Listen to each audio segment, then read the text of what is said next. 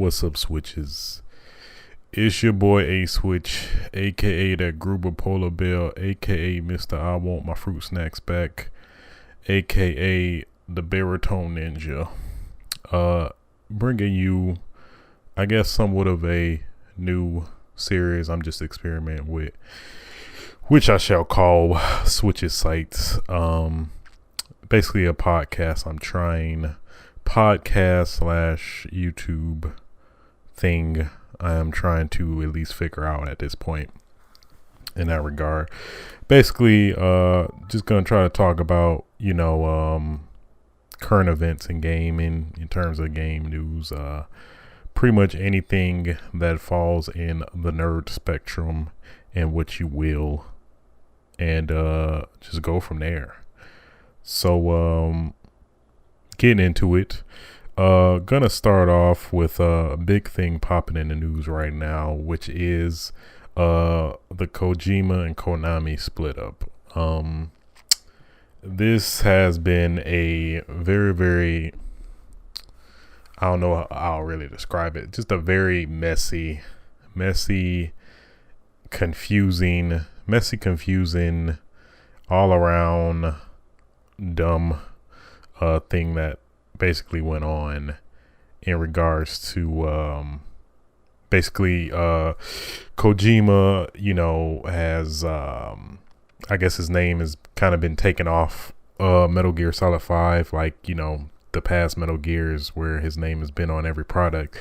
This one, all of a sudden, his name has been taken off. It was on originally with Ground Zeroes and whatnot, but now in terms of labeling and whatnot, all that, his name has been taken off. I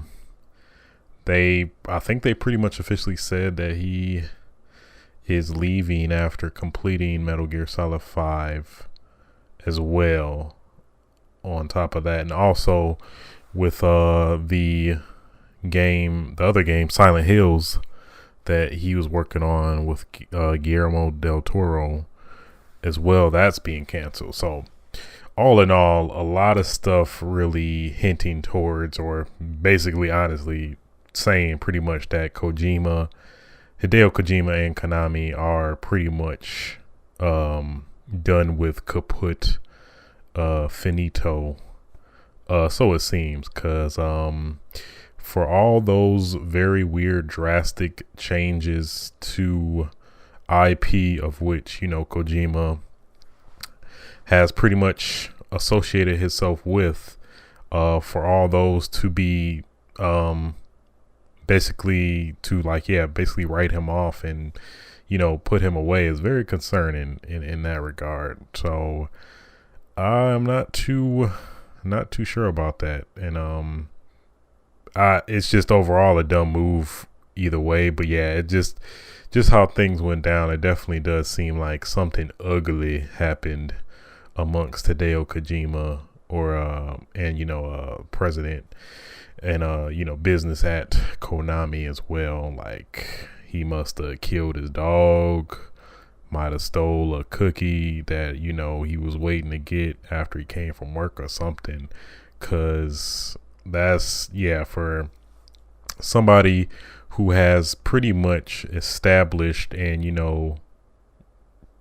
to be honest, has sustained Konami so long, and somebody as pivotal of a industry move or industry game maker as such as Hideo Kojima himself, is very weird in that regard. For taking his name off a product that he's commonly associated himself with is very, very weird. And it just shows a lot of, I guess, disdain, if you will. Just a lot of it just seems to be very bad blood, because like, even if that was the case where we're letting you go, Hideo, after this is done, let him fully publish the product and keep his name on it. That makes no sense to me. Like, are they going to go back and take his name off of everything else? It's just it just really indicates some very, very hostile feelings towards Hideo Kojima, which, seeing how Hideo is and, you know, how he's come across, at least in games, interviews, whatnot, he doesn't really seem to be the type to be,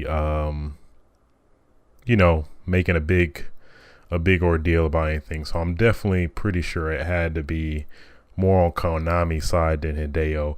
It definitely probably was a power struggle in terms of like maybe Hideo wanted more money for what he was doing, maybe with Silent Hills as well.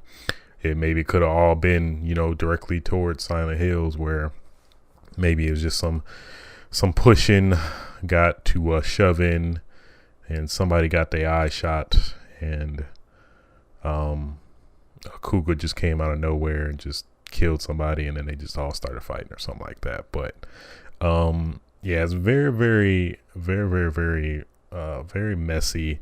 And, you know, of course, Hideo is not allowed to speak anything of it, probably way down until after Metal Gear Solid 5 has been officially released or whatnot.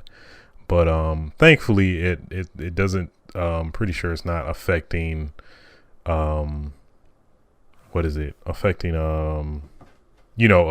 Metal Gear Solid 5 itself, which is something I was more very concerned about. But it seems like he's still going to be working on it until the end. So I think that was the biggest thing I at least me as a fan of Metal Gear was concerned about. But that is very, very calming to hear in regards to that. So yeah, that's it in a nutshell in regards to that.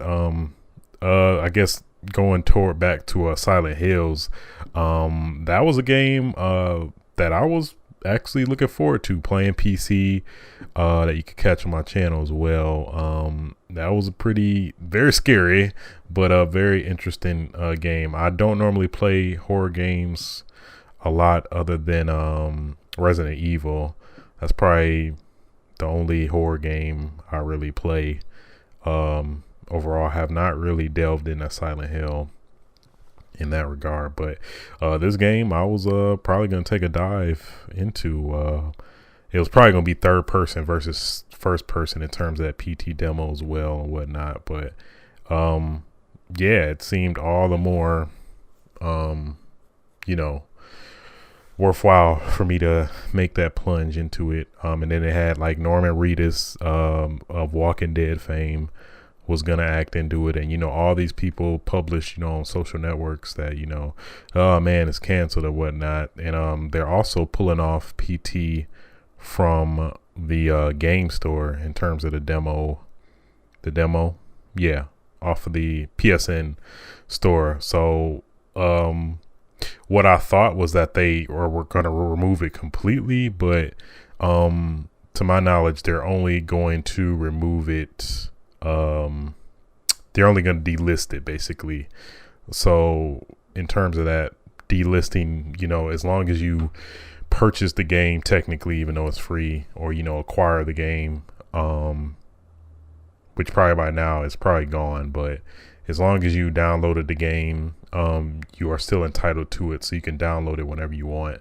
You just have to go to your download history. You can't search it in the store anymore, which is sucks overall, because I know Silent Hills, at least me looking at the games in the past few years, they have seemed to be going on a decline in that regard as well. On top of that, I plan on at least getting back to playing the first ones, because I know I've not really delved into the horror games, because if PT was any indication, I am not a fan of being scared. My biggest gripe with scary games, at least in the regards to PT, for example, not really PT, but some of the common ones I'm seeing, like what is it, Five Nights at Freddy's, Outlast, Amnesia.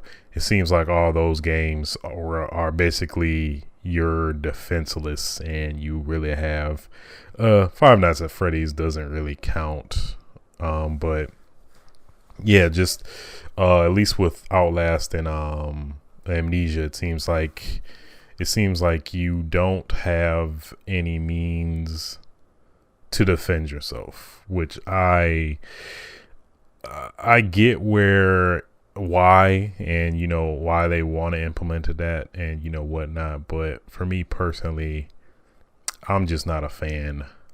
I'm just not a fan of it in that regard.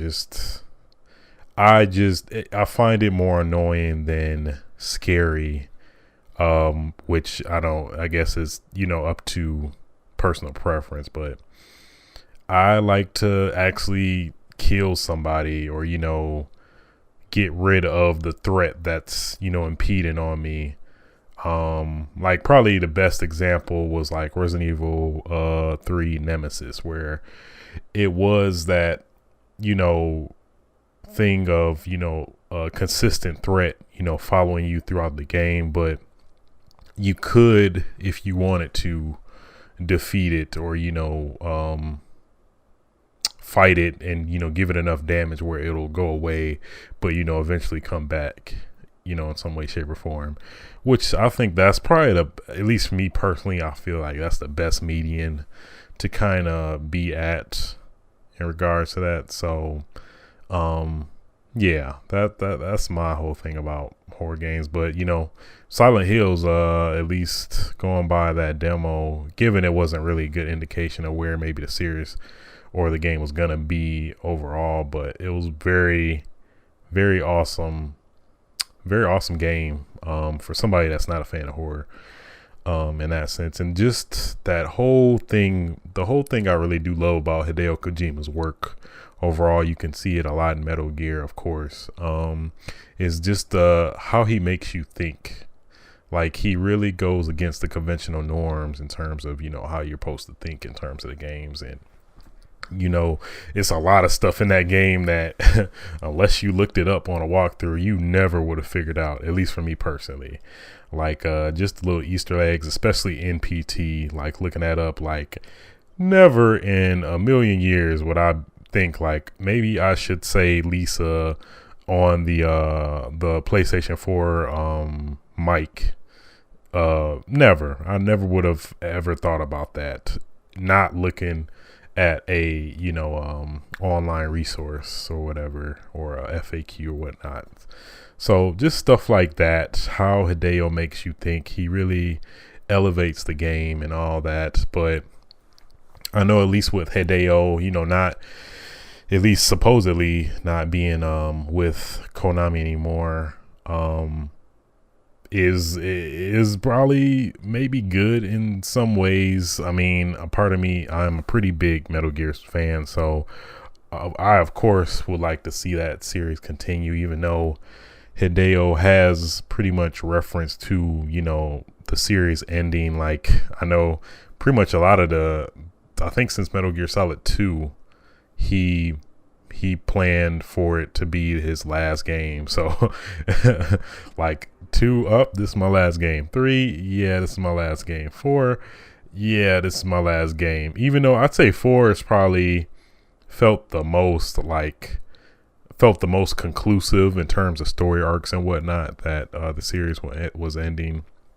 But yeah, it's just I love Metal Gear. I really want Hideo to stay with it, but it seems like that Konami is gonna still continue with it. Yeah, still gonna continue producing the game, because they even changed the studio that was affiliated with Konami. I think Konami Hideo Kojima Studios, I want to say, was changed to Konami LA or something like that, or I forgot. But nonetheless, they basically changed the name of Konami, of the studio that was ran by Hideo Kojima, which I don't know, man. It's a part of me wants Hideo to stick with Metal Gear, because he's been with Metal Gear. I don't know. It's hard for me to fathom at least a Metal Gear without Hideo Kojima being involved at all. With Metal Gear Solid Revengeance being a prime example where, he wasn't really, he was involved, but he let Platinum Games do their thing with the game, which overall it was a pretty good game that I fairly enjoyed. But Hideo is a brilliant man in terms of, you know, video games, and you know, he's really been a pivotal role in terms of changing video games in terms of how we think about them, you know, as being more, to be honest, being taken more seriously, you know, as a form of entertainment and media, on the same lines, if not more, than, you know, movies and music, even in that sense, which I think is very important for, you know, gaming, video games in terms of history overall, and, you know, where we're going forward in the future, in that sense. So for Hideo to be leaving, I know for a fact he could definitely find, you know, another company to roll with. That's definitely not the issue at hand here. I'm pretty sure any company would definitely take him with open hands, take all my money, just throwing cash at him. Please take it all. Do you want my shoes? Do you want my wife? You can have her. It's okay. You can have her. Just bring her back by 10. Okay, maybe 5 in the morning. You're a Hideo Kojima. I won't make any exceptions. So. But yeah, man, I'm just very curious of what really happened. I know we'll definitely find out down the line, but as of right now, I'm not concerned for Hideo. He's gonna continue to make some great games with or without Konami, most likely without is looking, but I'm hopeful. So, well, that at least covers that. So, next topic, Bloodborne. I know, given it's been a long time since I've done this, so I'm gonna try to play catch up. Bloodborne, came out way in the March 26th, whatever. Great game. Beat it a while back. Yeah, probably like the first 2 weeks it came out. Bloodborne is definitely from the Dark Souls series, like that have, you know, pretty much prided the games on being very difficult in regards to that. So Bloodborne, I would say it's hard to really pinpoint. It's like easier in some aspects and harder in other aspects. But I'd say overall as a whole, compared to Dark Souls, the Dark Souls series, I would say it's slightly or fairly easier in my opinion. Cause yeah, I played and beat the first Dark Souls, which was, yeah, that shit, it was horrible. It was horrible, but I loved it. It's a very confusing relationship I have with the From Software games in the Souls series. Have not played Demon Souls, but I see it's on sale as of today, special sale on PSN, which for $5 I'm definitely gonna have to pick up as well. So yeah, played Dark Souls, played and beat Dark Souls, played and beat Dark Souls 2. Yeah, I felt Dark Souls 2 was much harder. Yeah, it's hard to really say that Dark Souls and Bloodborne, the From series, is hard, because that really does make you think of, you know, what defines hard, right? Like, because I would say the From Software games they're fair. They have a very strict learning curve, but are fair, if that makes sense. Where basically they're really they're difficult for you to get used to, but once you get used to it and how, you know, enemies behave, and, you know, when the opportunities arise for you to, you know, make an you know, attack or whatnot, that's when, you know, it becomes fairly easier in terms of the game. But I mean, don't get me wrong, you do have some downright cheapness, fairly rarely, but it happens where, you know, it's or that's actually the angle they're going with, that, you know, you can't defeat this boss or whatever, you're gonna die. Because I remember it was some dragon in Dark Souls 2 that, yeah, I've had my fair share of fights with it. That'll eventually make it to my YouTube channel. I've kind of been behind on videos and stuff, but yeah. But yeah, getting back to Bloodborne. Yeah, Bloodborne is very fun, tight, faster game than the Dark Souls series. No shields and blocking, which is interesting. I'm very intrigued by the combo system, not combo system, but counter system or parry system like Dark Souls. I feel like it's way more lenient than Dark Souls as well. The timing is way more, you know, forgiving. So like basically all you have to do is shoot your pistol at the enemy as they make an attack. You know, for each enemy is different in terms of the frames when you know, you can attack them or whatnot. But it's very interesting, very fun, just countering everybody as well. But my whole experience with Bloodborne, it's just been fun. I had a great time with it. It's what you expect from, you know, a Dark Souls like game. That's a little bit easier, and I would say more accessible to, you know, newer people into, you know, actually playing one of these games for the first time, which is kind of convenient, which I think may be intentional as to why they you know, re-released Dark Souls 2 I think it was like a week or two after Bloodborne came out, given it's exclusive to PS4 only.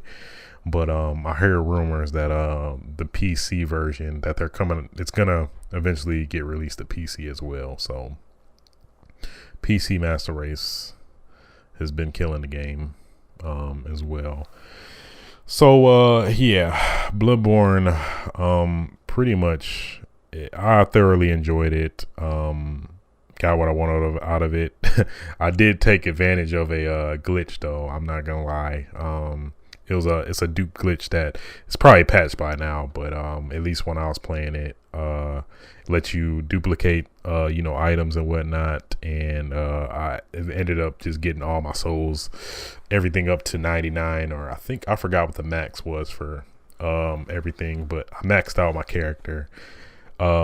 Cause I don't know, it's like, at least with Bloodborne, if there's an opportunity to take advantage or exploit the game, I beat the game as well. On top of that, this like I found out about this, like I think on a GameSpot post or video, and this was like right after I beat the game, so it wasn't no ill feelings towards after I beat the game that, you know, I felt guilty or whatnot. But yeah, I did not at all.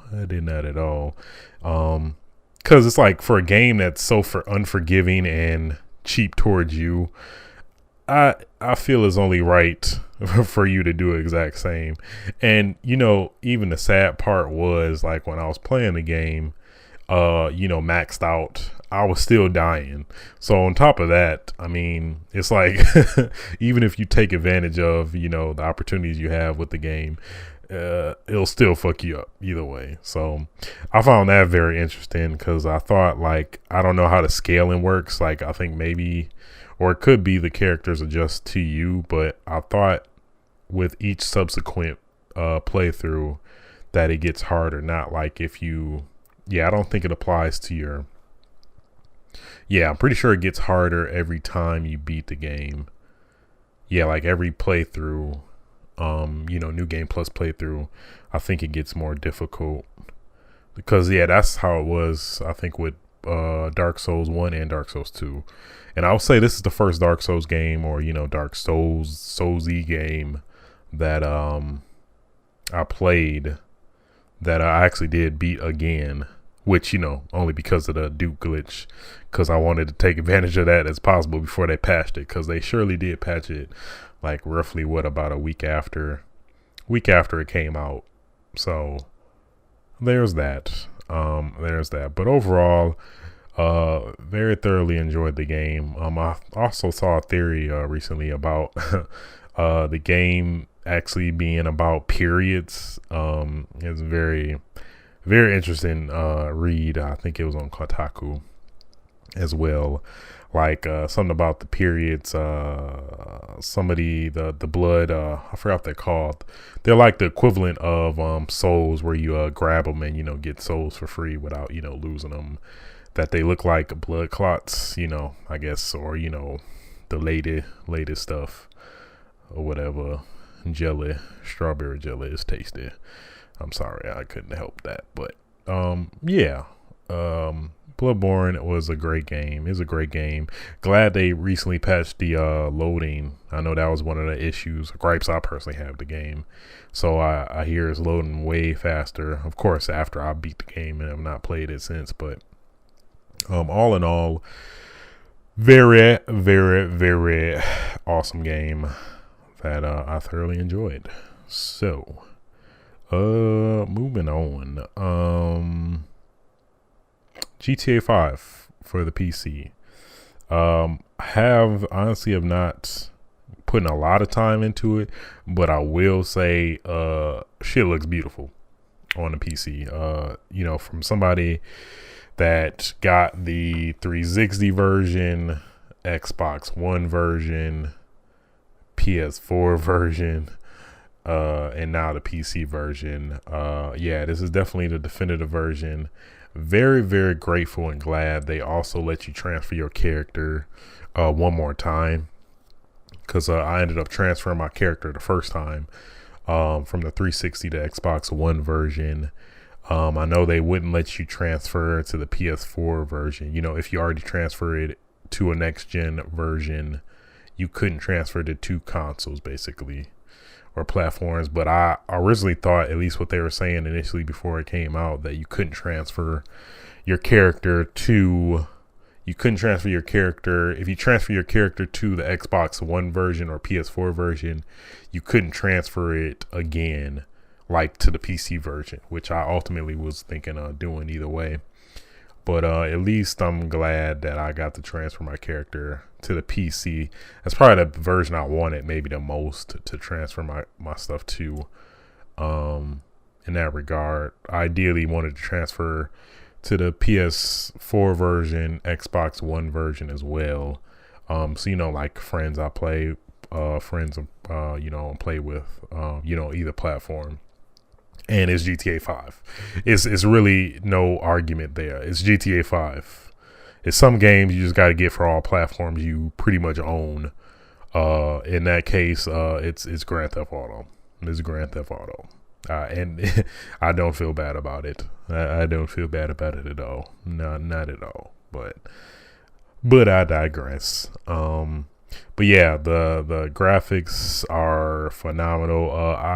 My build, I have recently got a GTX 980 graphics card, and goodness, it looks so beautiful. It looks so pretty. I want to lick my monitor, but I know I don't want to get electrocuted. Do some dirty stuff to my monitor. No. But the frame rate is awesome. It's so amazing to me how much 60 frames per second can really make a game look all the more appealing. Overall, I don't know. It's just something about it, just how everything looks so much smoother. That you just can't stop looking like a girl that has very awesome cleavage that you just can't stop looking at. It's basically the same thing, and it really is. But I played online a little bit, but I played a few of the initial missions, because I probably played it, the story mode, twice. I beat it on the 360, beat it again on the Xbox One. May probably beat it another time on the PC as well. One awesome thing as well, like for an audiophile like myself, they have custom soundtracks for the PC version. So basically, any music files you got on your computer, which most likely that's where all your music is. You can basically port it to the game. In terms of, it has its own dedicated radio station, I think called Self Radio, and basically the computer will scan a dedicated file. Like, you got to put it in like a folder on your documents or whatever, and you can play your custom music in the game. And it's not nothing new, but it's awesome either way. I loved custom soundtracks, beginning from the Xbox, the original Xbox days, where like even then, like I think the Grand Theft Autos had like a cassette tape feature or something like that, where you could play the custom tracks as well on even the original Xbox version. So ever since the Xbox, that I've just been constantly loving custom music, and found lots of ways to do that, because I know 360 was a godsend with custom soundtracks. Even PS4, I have a really big gripe with Xbox One not really implementing that. You can technically have custom soundtracks, but it snaps and takes that real estate from your from your TV, which I love my real estate. I love having my whole screen to look at something. So that's just a gripe. I digress again, but I'm pretty sure they'll patch that eventually in terms of Xbox One. But yeah, man, Grand Theft Auto 5, I mean, it is the definitive version. I'm a console player at heart, so I played with the controller. I tried messing with the keyboard. I don't know. That's probably been my biggest issue getting into PC gaming. I know a lot of games nowadays have controller support, native controller support, because I have the wireless receiver for Windows, and then a 360 my 360 controller connected to PC, and do it that way. But I don't know, maybe it's just my backlog of PS4 games that is just not getting me to really indulge or play on the PC, because a lot of PC stuff I got exclusively for PC, like Dying Light, Evolve, Battlefield Hardline. I've not really put much time into Battlefield Hardline. I played a little bit, played a few levels, but yeah, I can't really make any type of judgments or impressions, at least to the given amount of very little amount I played in that aspect. But that'll probably come down the line of Battlefield Hardline, hard nuts, hard butts, kumquats. I'm so sorry. Moving on. MKX, Mortal Kombat X, finish him. Fatality. Mortal Kombat X is a awesome game as well. Beat the story mode, which is very short, which I'm totally fine with. I know a lot of people have been having gripes about how short the story mode was, and it seems like at least I know Ed Boon, I think he made a tweet replying to somebody that he plans on adding story DLC. Like, I'm assuming more story, because at least how it ended, I'm not going to spoil it, but it didn't seem conclusive. That was definitely the last thing I thought when I saw the ending to the game. So it could probably hint towards some story DLC, play a little bit more in that regard. But MKX is awesome, man. I'm loving Aaron Black right now. I'm really trying to get good with him. It's proven to be a little bit difficult, but I think that's just me being a not too experienced fighter myself.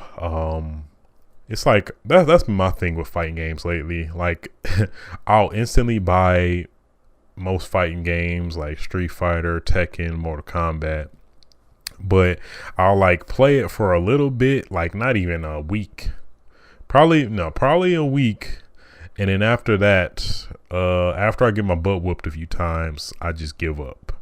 That seems to be my issue. I don't know. I think for fighting games, it takes a lot of dedication and effort to really, one, get good with the characters, and two, get that muscle memory with the combos and stuff like that.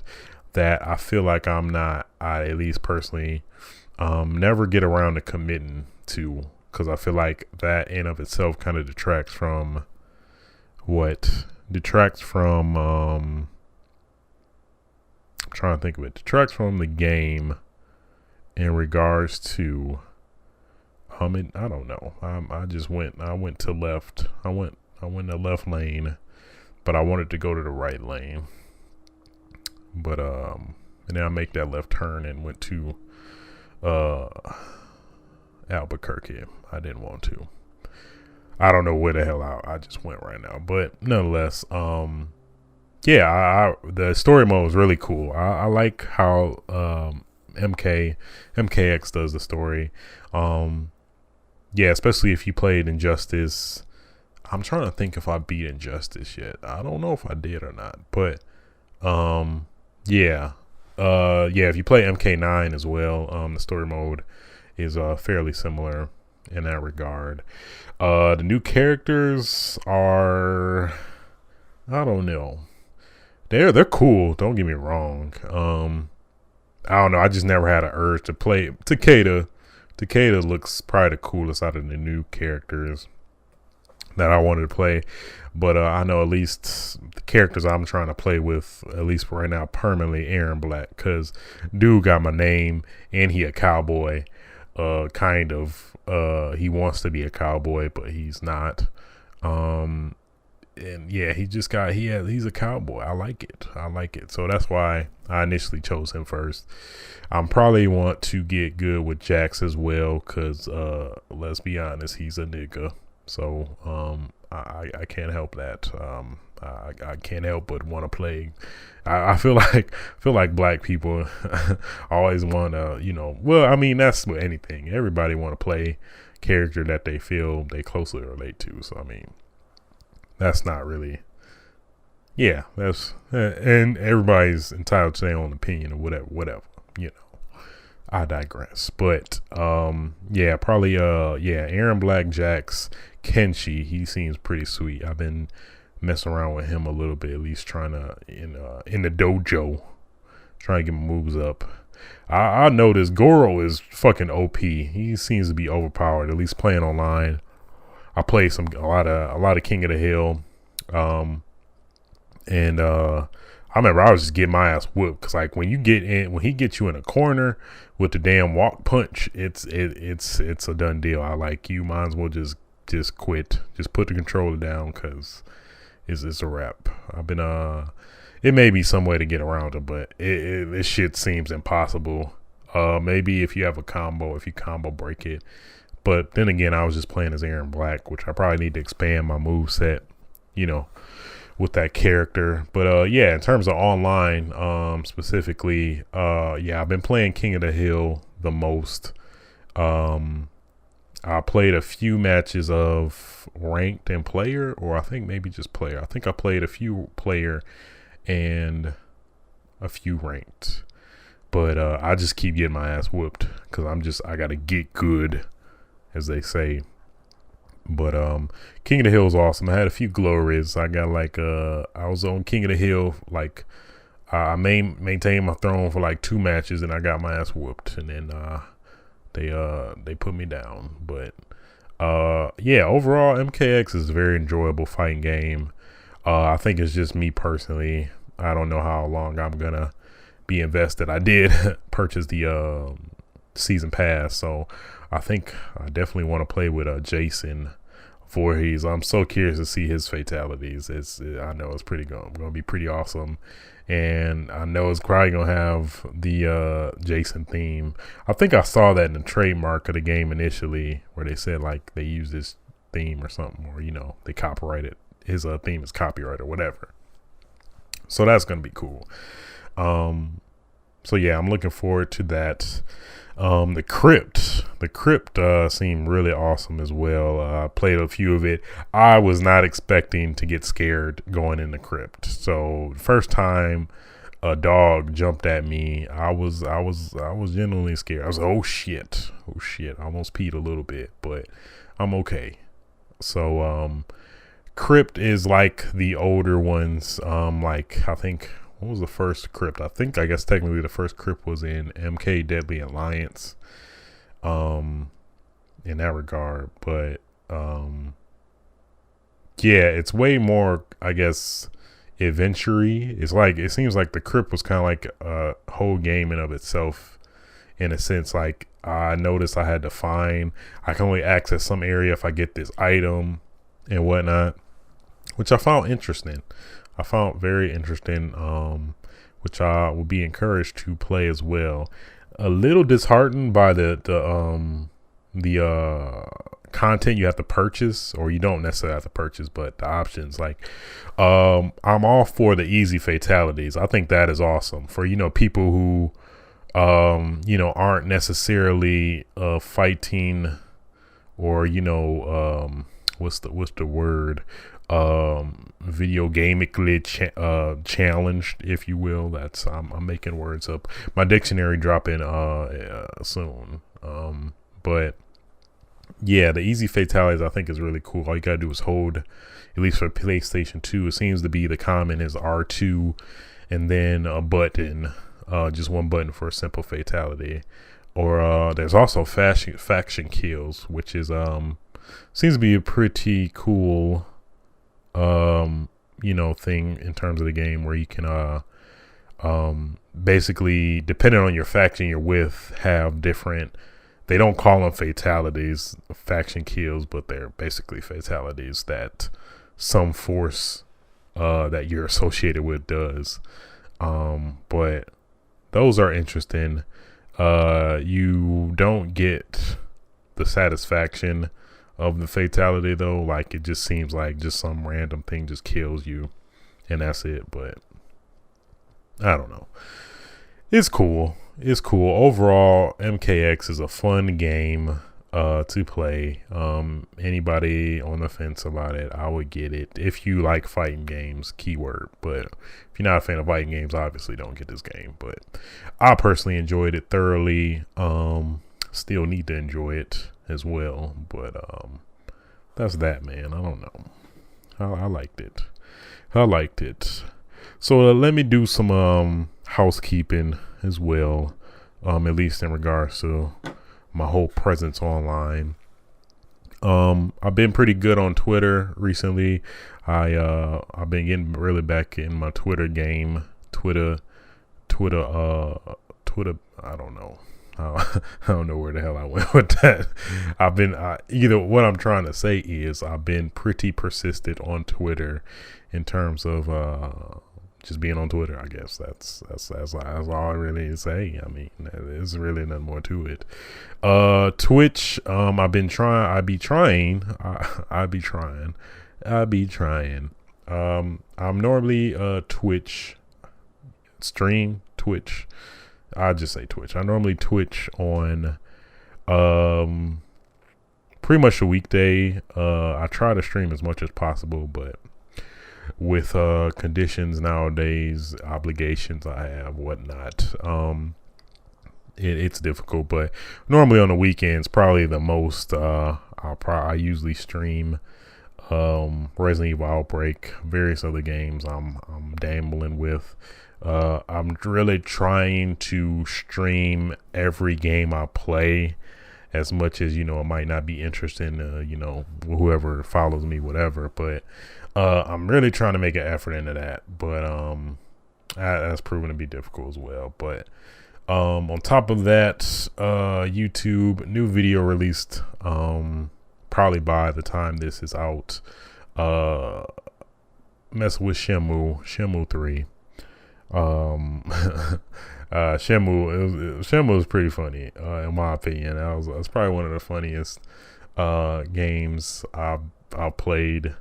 Yeah, it was pretty interesting, funny game, at least overall.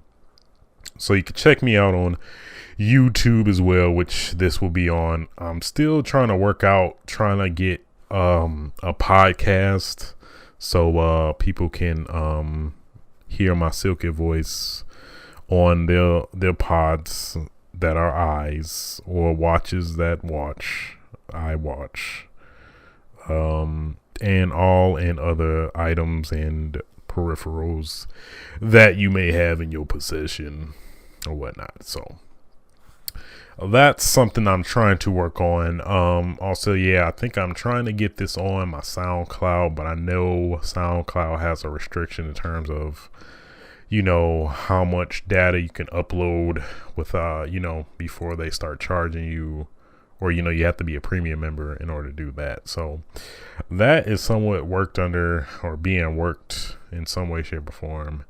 I'm trying to get that under the way. If anything, I just want to see how this works, at least in terms of YouTube in general, where I'll probably have some video going with everything I'm talking about that may or may not relate to what I'm talking about. I don't know. I'm figuring that out as well. But I think that does it, guys. If you are watching, or yeah, I guess watching and or hearing, depending on whatever this gets to you, thanks for the support. And as always, oh yeah, and tell your kids, stop doing that damn college gender challenge. That shit is stupid. Okay, like, just stop that. Okay, these duck lips, no. Okay, like, no. All right. Okay.